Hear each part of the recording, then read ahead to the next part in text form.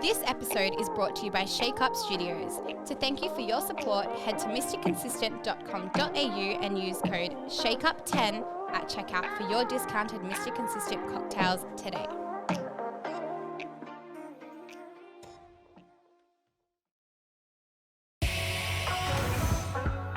You're listening to the Shake Up podcast by Mr. Consistent. This is a podcast where we discuss lifestyle, careers, culture, and everything in between with like-minded guests. If this sounds like you, then it's time to shake it up. Alrighty, welcome to another episode of the Shake Up podcast. The man, the myth, Gold Coast Best Buyers agent, Matt Srama. How the bloody hell are you? Good, mate. How are you? Mate, another day on the Gold Coast. Beautiful day, sun's again, out. eh? Yeah, blessed again, mate. Grateful. How you going?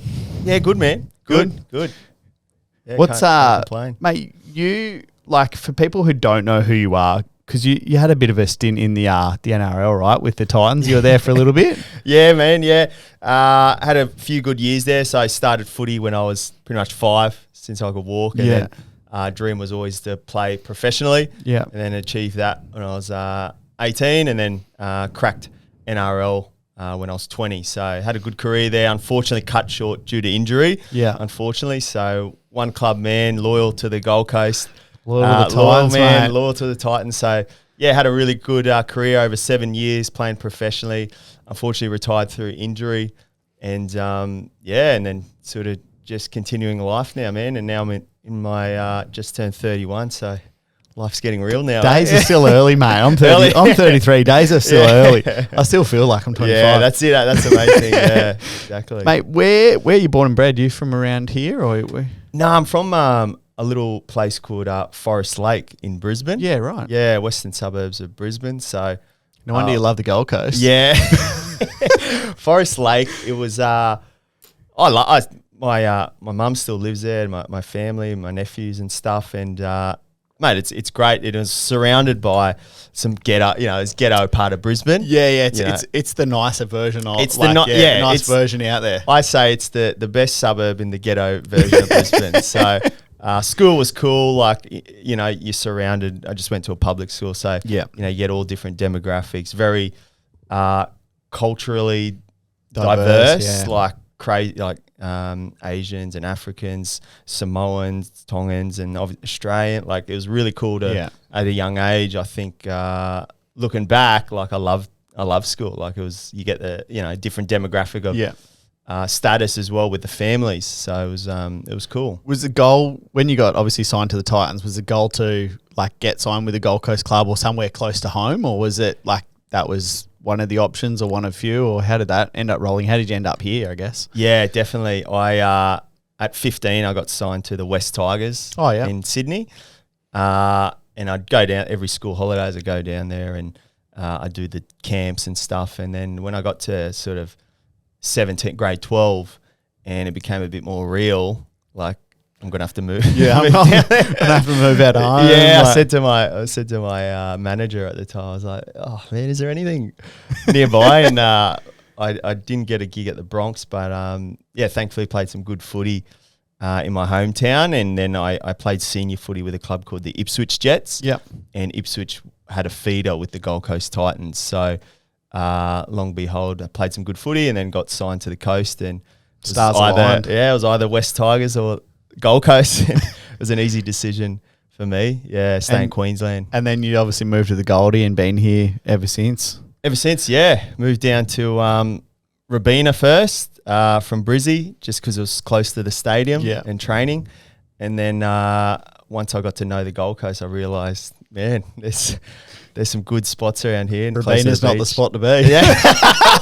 There's some good spots a little bit closer to the beach. Rabina's good for a certain depth. It's got everything there. It's central. It's close to everything. Yeah, it's central for everything. Mate, it sounds funny. I used to, when I was sort of 17, 18, when I signed with the Titans, I was still living in Brisbane for about a year, and I used to drive down, and training would start at early in the morning or whatever, but I'd quickly pull into Burleigh or Palm Beach an hour early and just sit there and be I'd see kids walking to the beach with a surfboard. I'm just far out. I'd do anything to just live within like a walking distance to the beach sort of Yeah. thing. Yeah, so I just love the ocean and the sand and that. So That's what they sell you on, man. The Gold Coast lifestyle. Yeah, Being able to like walk down the beach in the morning, have a swim before you go to like yeah, Like I surfed every morning before school. Yeah. I now go for. I see you down the beach quite often, going for a swim down there at 15th Ave or Always, wherever. man, Yeah, yeah. like just dipping in the water before you go to work. It's just like it's the best feeling. it's unreal, and the lifestyle here is great. And if you're an active person as well, it's cool. And one thing, I guess you could relate to this as well. I think the entrepreneurial side of the Gold Coast is starting Yeah. to pick up. Like obviously my new gig now in our business, we help a lot of people, and heaps of people from Sydney, Melbourne, quite affluent in the business space. They live up here now, so it's sort of it's a growing city. It's exciting. Mate, the city is like you exactly right. The entrepreneurial spirit and like people connecting and networking and all those kind of things. Like this city is going crazy for that at the moment. I lived in Sydney for a year, and as somebody who had their own business, worked for himself, I made no other friends that worked for himself. Yeah, Like everyone works for the man down there. Yes, They go to corporate. an office. It's very corporate. They get on the bus. It's like, herding cattle almost. yeah, And I loved living down there. But then when I came back, I don't know, there's something about being able to catch up with somebody else who works for themselves for lunch, have a conversation, and then you're both inspired. You walk away and you go drive back, go back to your business and drive for more, Like Yep. it's just, I'd never got that down there. I'd drop my kid off at kindy, go for a surf, go home, lock myself in the room, work, go pick her up. yeah, And that was it. I didn't, yeah. you know what I mean? Like there Yeah. was nothing to inspire me or grow me or whatever it is. There's a lot of cultures, a lot of galleries and all that kind of stuff. But definitely that conversational piece and having those people around you to inspire you and grow Oh, for sure. tenfold here to anywhere else at the moment, I think. And that's been a big shift, I think. Like COVID was an interesting one when we looked at the data with our business. It's like COVID was a time when everyone was coming up here from Sydney and Melbourne and Brisbane as well, escaping. They had that sense of like, look, you can actually escape the 9 to 5, like the grind of driving in and out of the city because everything became remote. So Zoom and things like that became quite the norm. So they'd all work from home, and they're like, I'm stuck in the cold. Right. I actually don't like Sydney. I'm just here because of work. I'm tired here. Bro, they put up fences at the beach. Yeah. I couldn't go to the beach. They put up like a 6-foot building fence, and you like would, if you went over, you jumped the fence and went for a swim, there's potential that you'll get a fine or arrest. Like Wild. that. Like Yeah. here, everyone's just like on the beach, like separated, enjoying Yeah. themselves, having a good time. Like pretty fucking cool. Oh man, and that's the thing. Sydney, Melbourne, and Brisbane people, they were sort of like, well, I can just work from home and actually enjoy where I live, Yeah. and it's a cheaper market up here.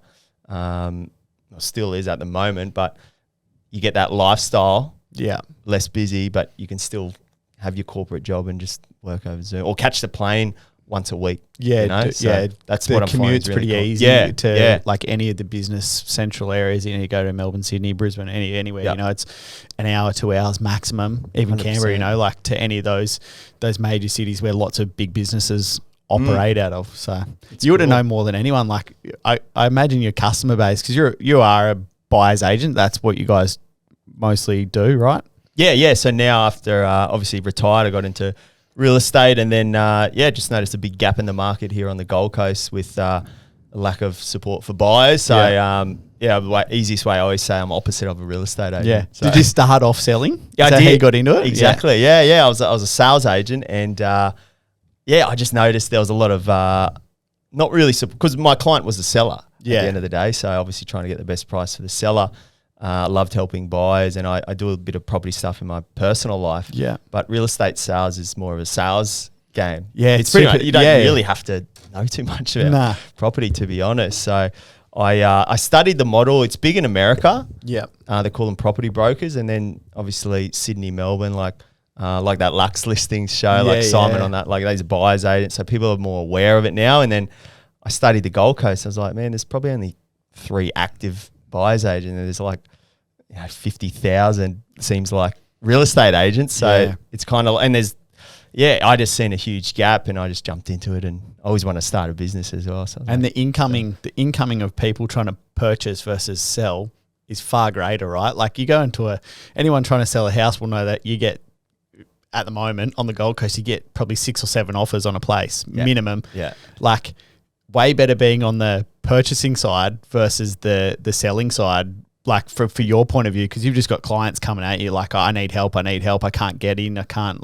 negotiate with this person, and just giving advice on that side. Yeah, exactly. And that's sort of that supply versus demand thing, isn't it? Like I was taking a risk because it's quite uncommon here on the Gold Coast, but it's definitely getting popular. And after we sort of launched, and there's probably 6 or more so popping up, and there's more and more each week wanting to get into it. And I get messages on the weekly sort of wanting to work with us and just understanding like what it is. So it's really cool because I feel we're catching up to Sydney and Melbourne as a market. Yeah. But I think just in life in general, like we're big on outsourcing help these days. Like, I outsource a lot of things with my own personal life. You know, it's all like, I believe, we're all in the space of saving more time, gaining more health and alleviating more stress. Yeah, that's all we want in life. Mate, so get rid of the stress. Just get more beach swims in. And do the things you love and do the things you're really good at, and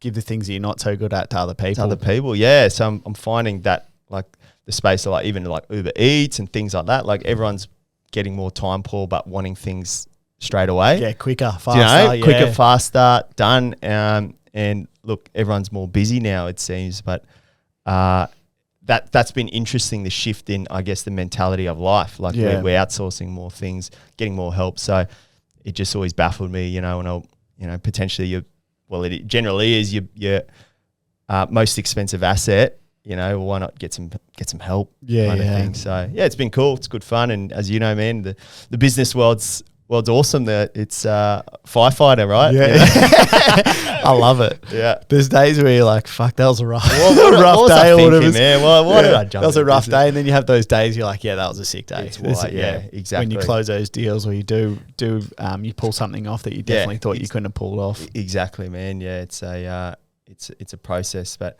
at the end of the day, it's fulfillment, isn't it? It's what you enjoy, right? Yeah, absolutely. Where did most of your clients come from? Where did I guess most of your clients come from? Yeah, well, mate, it ranges. Everyone thinks we work with a ton of interstate guys, which we do. Sydney, Melbourne, Brisbane, probably the main 3. But we've worked with people in Canberra, Perth, whatever. But it's still local. It's local Gold Coasters. Either upsizing, downsizers, first home buyers, or busy professionals is a common one. Like just busy professionals. People that can't get out of work and go see things. Exactly. And it's quite a fast market here on the Gold Coast. So if you can't make that Wednesday 2 p.m. inspection, if it's an off market, it's like you snooze, you lose, man. Yeah, like literally. It is what it is, So that's what I'm finding a quite common one, is those sorts of demographic. But it's still mainly Gold Coast people. But I always say to people, look, there is a definite interstate and Brisbane migration happening in the background. Yeah, there's a big push, I feel like. Yeah, it is. Look, whether you like it or not, it's happening. So it's happening, and they're coming here for the reason that you live here, right? The reason that we live here, that's what they're coming for. Exactly right. So I always say though, with that comes more better infrastructure. So better transport options, better infrastructure, better cafes even. Yeah. When more, the development happening, some of these stuff like Burleigh, Palm Beach, things like that.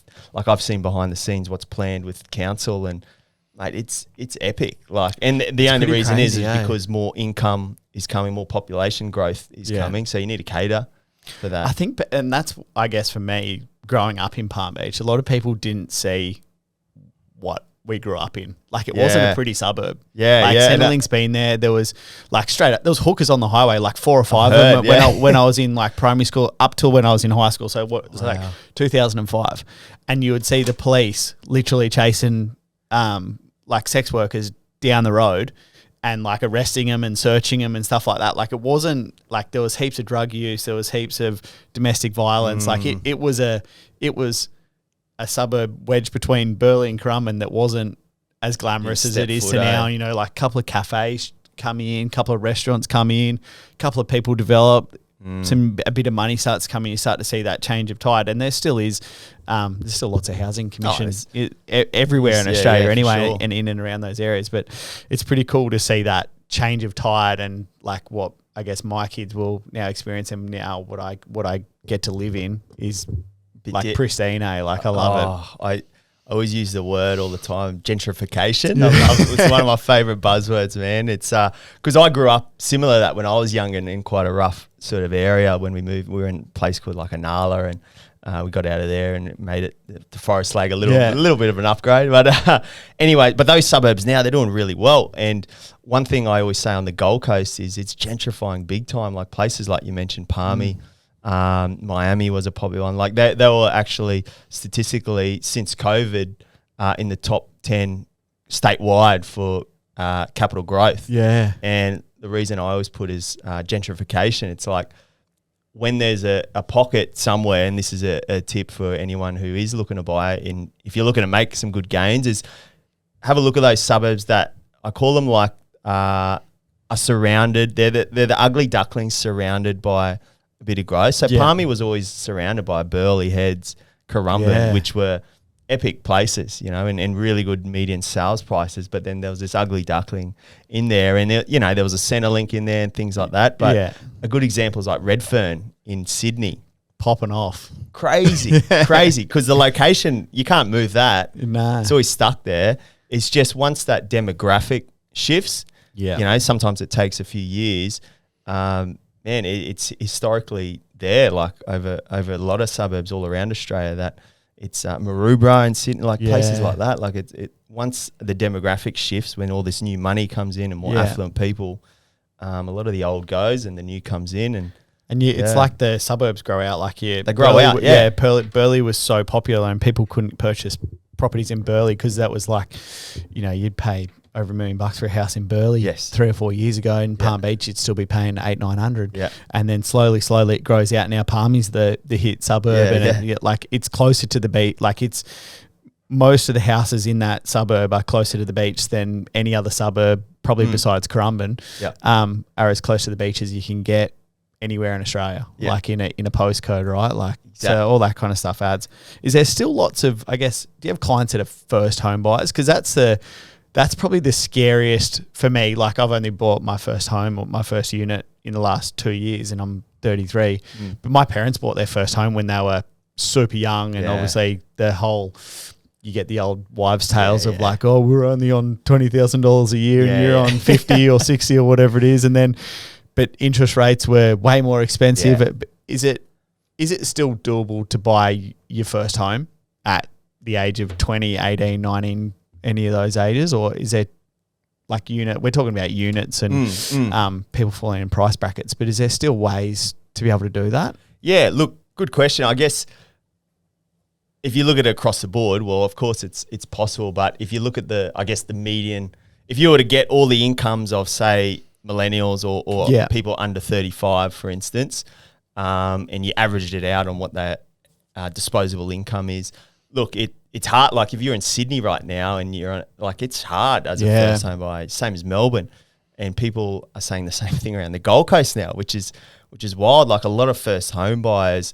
a few years ago could get into the market. They're really struggling. And one thing I always put is, look, sometimes it's not all around the white picket fence as the first property. Like I've seen some people do really well where there's a topic called now like rent vesting's a popular one where that I always say you got to have disposable incomes, probably the first one. Secondly, the hardest thing around the first purchase is gaining that initial deposit, because you can't really leverage any assets you already got unless it's mum and dad. But other than that, it's kind of like you got to get those money habits right so you can formulate a plan to get a deposit.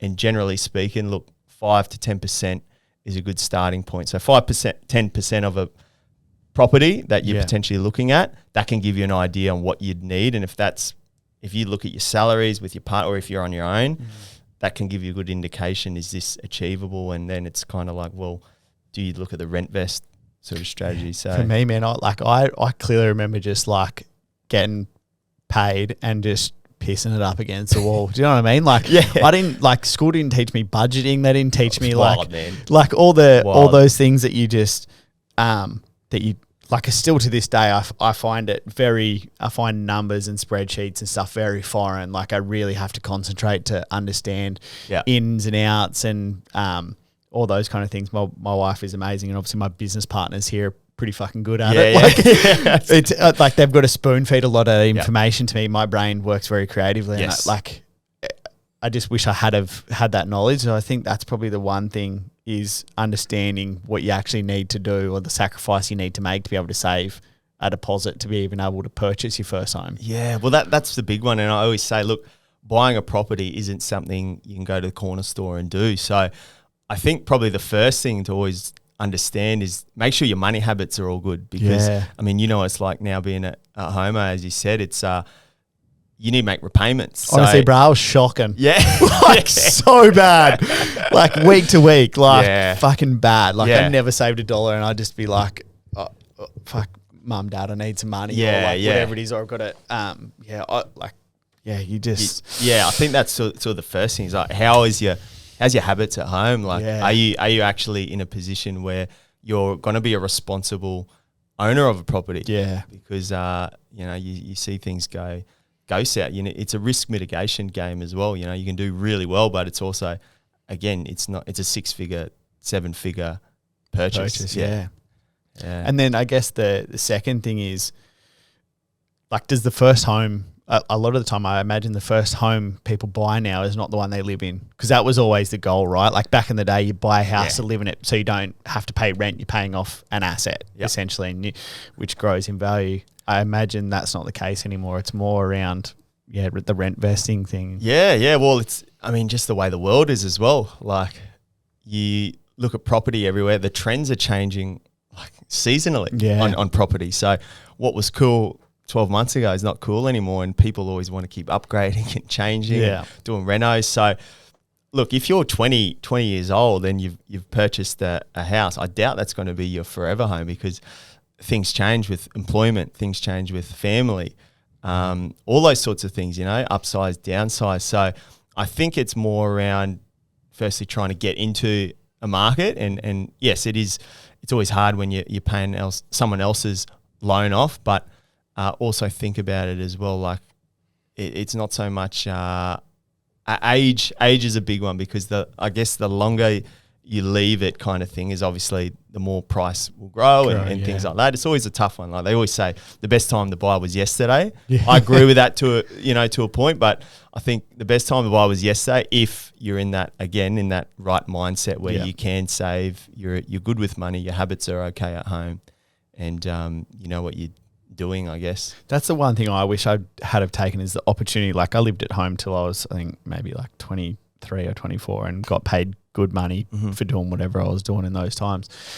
But I didn't take that opportunity to be like, I was paying $50 board a week or whatever it is, or what. Yeah. And mum's still doing my washing, whatever. Mum's still doing washing, still paying for groceries. Yeah. And I just didn't save anything, and be like, you know what, while I'm still at home, I can save all this money and probably buy a place so I can put somebody in, and they can just rent it off me, and their rent will cover the mortgage, and I'll still have savings. If something goes wrong, a hot water system blows up, whatever, I can still afford to replace it. But you just don't ever think that way. Yeah. Like you never, and I've got friends who did, and fuck me, are they so far ahead. Yeah. Like they've had like 3 or 4 properties, and they get into this rhythm and this habit of working with people that a property, like you said, has to tick a box, like the ugly duckling, and it has to tick a bunch of boxes of like, could grow exponentially, could rent return is this, blah, blah, blah. And there's people out there, I guess, like they're the kind of things you help people with as well, like finding those areas and those pockets for people to invest their money in. Yeah, pretty much. Yeah. So generally falls into 2 categories. You know, there's owner occupiers and then there's investors, you know, and people usually put them under the same banner, but I think you've got to separate them fully, because like a business, if you're an investor, it should be treated like a business. Yeah. So emotion aside, it's more around the numbers and things like that. But owner occupier, it's like, where do you want to live? You know, what's important to you and whatnot, and then you work backwards from there. You know, I always say the first thing is always understanding what you can actually borrow or what you have to play with. Yeah, you know, because you'll quickly find out what areas you can and can't buy. Going to, it's kind of guiding them into what's realistic, Exactly. and setting the expectation before you even go into it. You know, like that. Oh, I want to buy a X amount of property in this suburb. Never going to happen. Yeah. Like setting that expectation pretty early on in that process. Exactly right, and also I see so many. A key tip is like a lot of buyers out there, they're wasting so much mental energy because it's a tough slog trying to find a property sometimes. And if you haven't got your finances in check in terms, again, like what's your spending habits, get all that in check. Have you spoken to a finance person to see what you can borrow, things like that? Get all that ticked off first, then go out and look. That's probably the biggest tip I always give to. So emotionally draining, man. Yeah. Like especially when you're buying to own or occupy and something doesn't go your way, or they come back and say no, or they've indicated they're going to definitely say yes and then they don't, and you're like, fuck me. Like our negotiation on our place was like 3 months or something like that, like crazy. And it was just backwards and forwards, and it like nobody was out of line. It was just like the things that were driving it were the price was set. It was that they couldn't find somewhere else to live. And then we're like, well, we've just spent X amount of money on this house. We want to move in. Like we want to be in there. We want to enjoy it. Like we want to be walking to the beach. We want to be doing all these things. And you're like, fuck, now I've got to wait another X amount of like I've got to wait another 3 or 4 months before I can even get in there. Like it just becomes super emotionally draining for that person. And we didn't help us have a buyer's agent. I would have probably appreciated someone like you to be able to remove. Like, don't worry, man, we'll sort it out. Yeah. I'll call you when it's done. It's an emotional roller coaster, you know, and for people out there, if you haven't gone into property or had a go at it or whatnot, just be prepared because, it's awesome fun when it comes out, 100%. But I always say you got to stay centered because it's an industry where there's a lot of emotion, there's a lot of money involved, so that heightens that. Yeah. And generally there's a lot of stress as well, not just obviously the scenario. It's like I always say there's a story behind every dwelling. Yeah.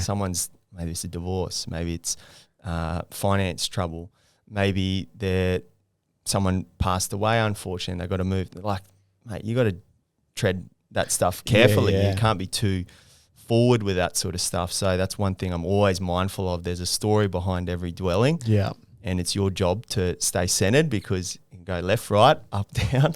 Or anyway, cool, man. I remember when we were trying to, me and my wife were trying to lease our first business. We had like a little shop in James Street, and she had this shop that she had her eye on, and we were just trying to lease a property. And we put an offer in, and they indicated, it was going to be good. They were going to give us the keys, and it was all going to happen. And then they came back like 3 days later, and they're like, sorry, we had another offer. It was X amount. It was blah, blah, blah. And like she was just emotionally distraught. We were like, fuck, our dreams are over. We're never going to open this business. Like we were so sad. We had the money there.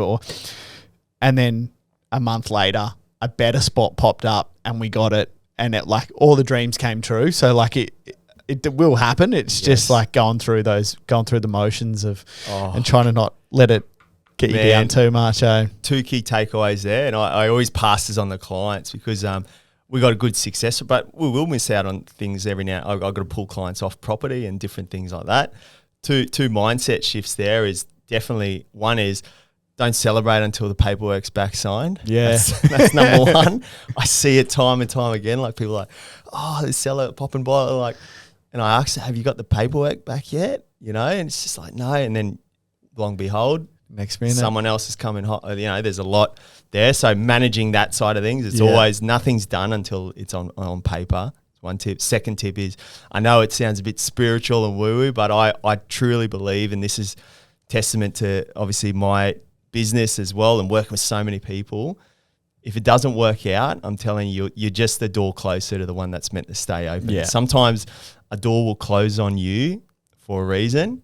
You know, the goal though is to keep finding that next door because so many people that have a door closed on them, queue in the rack, done. You know? And they could be so close to the dream property. It's just that you got to. Sounds funny. You got to have resilience if you're looking at property. Absolutely, mate. It's madness. It's absolute madness out there. Have you had any like spastic requests, like things that you just like?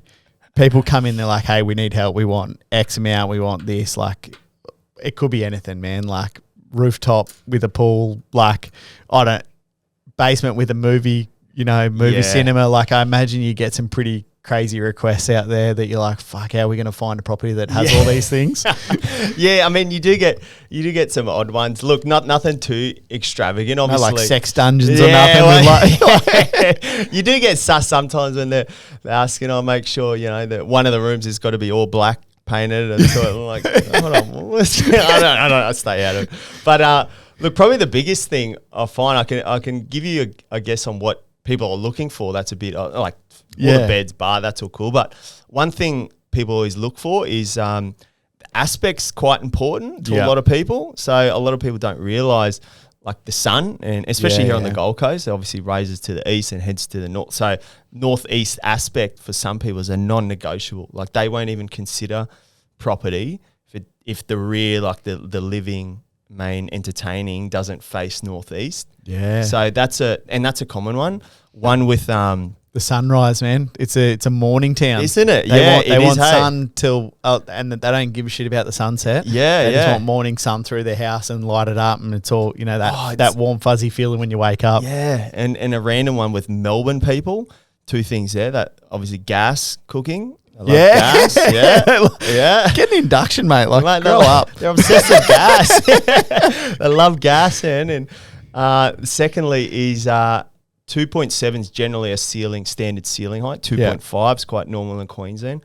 They're usually 2.7 and above, and I think because a lot of the homes down there in Melbourne are that heritage high ceiling pitched. They think it's really like you're tied in here. We're ducking when you walk in the door. You're like So that's something I've just been like far out. Like a lot of Melbourne. We had this one client, I kid you not, non-negotiable 3 meter like ceiling, and I said to her, look, a lot in Queensland it's sort of your 2.5. Like happy to take I had to look at a whole brief and whatnot. And I was like, yep, it's a challenge, but I'll make it happen. We got them in, but then I talk them over Zoom and stuff. Met them in person, man. They're up to my shoulder. Oh, like short, so short. Like I couldn't believe it. I was like, why they wanted 3 meters ceiling? Surely 2.5 feels 3. It was just funny. I went back to the team and so I was like, they're so short, and they wanted, because I only see them over Zoom and stuff. So that was pretty funny. But those little things is always something to do with it. Lifestyle is always a big one that people look for. So if you are someone who's thinking of like selling, for instance, a lot of buyers are looking for walkability factor. Yeah. No one these days really wants to get in the car to go to a nice meal or a cafe or to the beach. Walkability's huge at the moment. Yeah. That's it. Yeah. They're the things that make the Goldie the light, like especially for us, like that lifestyle. And Sydney, we lived in a terrace house, and we got the sun came up on the east. Yeah.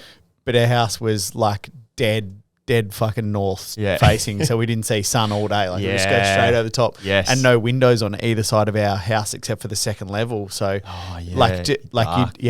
Like I wasn't depressed, but I was like, you get those vibes. You get like those moody vibes. You're like, maybe I won't leave the house today. Yes. Or like it's a completely different lifestyle, and you underestimate how much that can affect your day-to-day living, I reckon. It's wild. And a little micro factor for Gold Coast I find sounds funny, the difference between barefoot walking and short walk. So, man, it gets hot here in summer, as you know.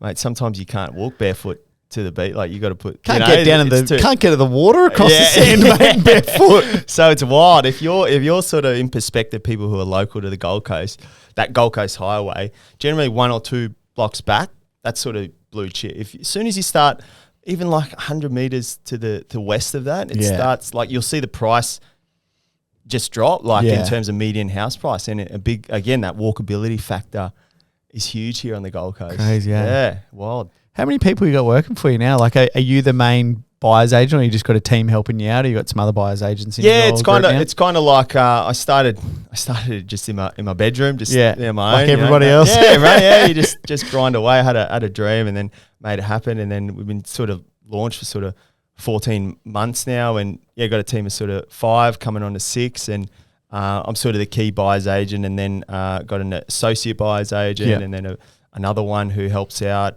with a bit of property management stuff as well for our investor clients, and then just operations, accounts, and all that sort of stuff. So it's good. It's it's good fun. Like, as you know, the business side, it's I'm just learning. I got no business acumen, no one in my family.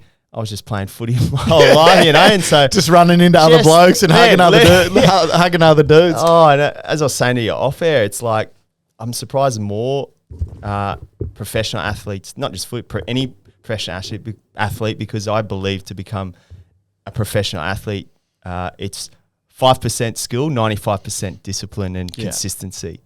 Like, honestly, it's like, all the guys I played with, like, talented and whatnot, but if you spoke to them, like, behind the scenes, they just get up same time, they do the thing, the routines. All routine, yeah. And our life as an athlete was very monotonous in a way. Like, game days and traveling is cool because it changes up, but and you do the same test, weights at this time, and you eat the right foods, and it's the ones who can just keep doing it every day and they go for keep it. slogging. Yeah. I feel like there's a bit of change of I guess guard happening. Huge, like massive. Obviously, like the YKTR guys, they've made a big impact in, I guess, footballers' lives or young footballers' lives in going, hey, there's other shit out there to be done. You can play footy and do it.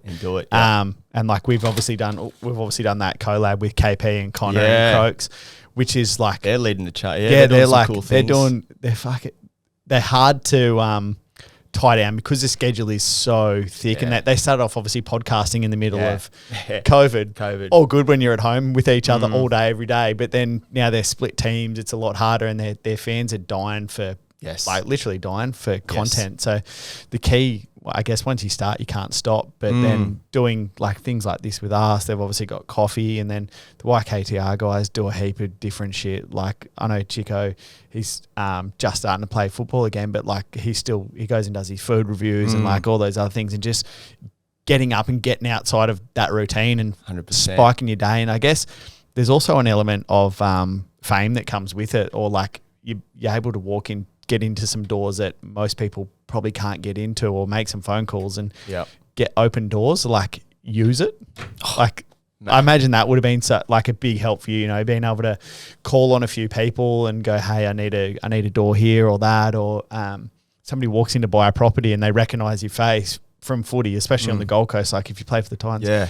Like there's that instant calm and recognition of that person, and they're like, oh, fuck, he must be a good bloke, he plays footy, or like I've seen him on TV. There's an element of trust that they gain immediately. It's like those laws of influence, the 6 laws, that like one of them's familiarity. Like and one thing I always say to some of the younger guys who are in the NRL now is like, mate, leverage those, because we do a lot of functions, and you go to so many functions, man, like the media appearances, all the things you do. It's crazy. It's wild, and you're meeting some high up people and corporate and everything, and it's funny only now, like when I was, and that's why I say to younger guys, because when I was a lot younger and actively playing in the NRL, like it was a bit of a chore. Yeah. And now I'm out of it. The amount of times, like I've got a lot of gigs out of it, and like it's just wild, like from those relationships that were, I did make somewhat effort back then, and it's wild how it does come around. Hey, sport, it's crazy. man. It's even sport in general. Like for a long period, I worked at Body Science for 3 years, and I would do, like I was in marketing there, and I would do lots of functions with AFL, NRL. I'd do cricket, and like the people I was in and around, and I actually text Greg, one of the owners, and I still am in contact with both Greg and Nathan, and I text Greg the other day. I was like, man, I appreciate everything you did for me, everywhere you took me, everything you opened me up to, because I just have now these contacts and this network of people that I grew through me doing your business with, and being able to open up doors for me. I'll call somebody and be like, hey, mate, where's this at? Like, can you help me get in this door? Or I need some advice on this. And we're talking, like NRL and AFL, and like we're in the Gabba. Like serving at the Gabba, we're served at the Sun Stadium.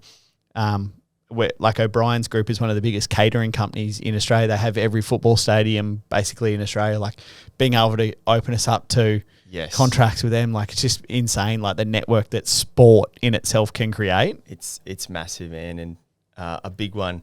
Like even from like relation, as you said, my teammates, like crazy. Like ones who are still playing, ones who are retired. Like whether they've been clients of mine.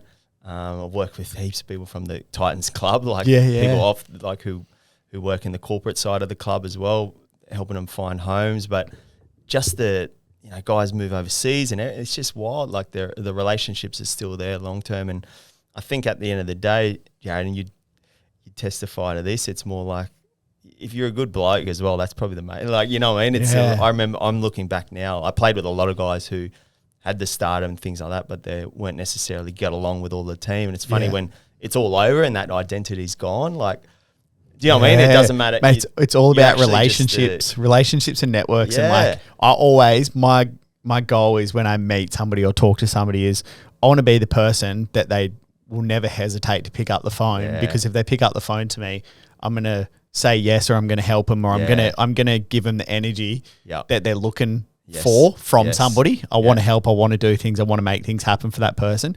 And they you give that energy and they give that energy to you back. 100%. And it's just like this really good synergy. And it's like, there's people that call you and you're like, Like they ring 3 or 4 times and you're like, maybe I'll answer that later. Like, 100%. or there's people that ring and you're like, bang, hey, how are you? What's going on? What can I do for you? And most people are ringing, like, I've got mates, they ring to catch up, but then you've got people that only ring to do business with or do transactional phone calls. And those transactional phone calls can be amazing. They don't have to be a ball ache. 100%. And built off relationship, isn't it? Yeah, 100%. It's pretty crazy, man. I love it. Yeah.